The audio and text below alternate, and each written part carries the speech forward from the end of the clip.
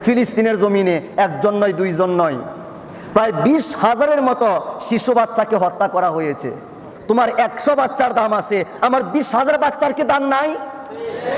এদের জীবন কি জীবন না? এরা কি মানুষ না?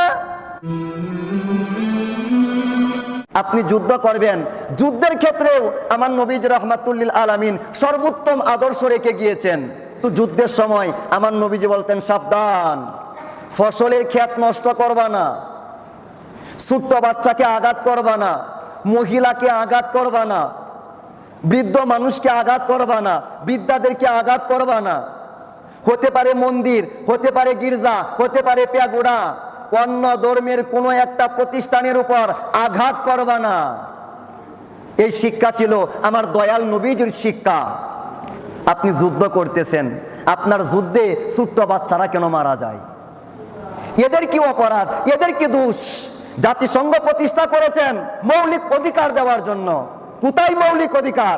ছোট্ট বাচ্চারা আজকে নির্মমভাবে হত্যা হচ্ছে কেন? কোথায় আপনার জাতিসংঘ? কোথায় মৌলিক মানবাধিকার? কই গেল আপনার জাতিসংঘ?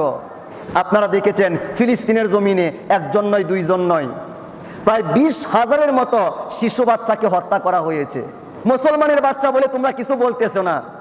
আজকে যদি আমেরিকা, ইংল্যান্ড, কানাডা, অন্য কোনো দেশে 100 বাচ্চা হত্যা করা হতো, সমস্ত বিশ্বের মধ্যে প্রচার হতো মুসলমান জঙ্গি হয়ে গেছে, মুসলমান সন্ত্রাস হয়ে গেছে।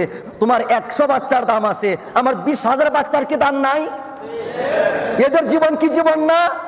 এরা কি মানুষ না? তুমি মানুষ হত্যা করলে তোমার কোনো অপরাধ হয় না, 20,000 শিশু হত্যা করেছ, তোমার এটা হয় মানবতা। সর্বদিক থেকে যেন আমরা ফিলিস্তিনের পাশে থাকতে পারি, গাজার পাশে থাকতে পারি। মহান আল্লাহ পাক রব্বুল আলামিন যেন আমাদেরকে তৌফিক নসিব করেন। সকলেই বলুন আমিন।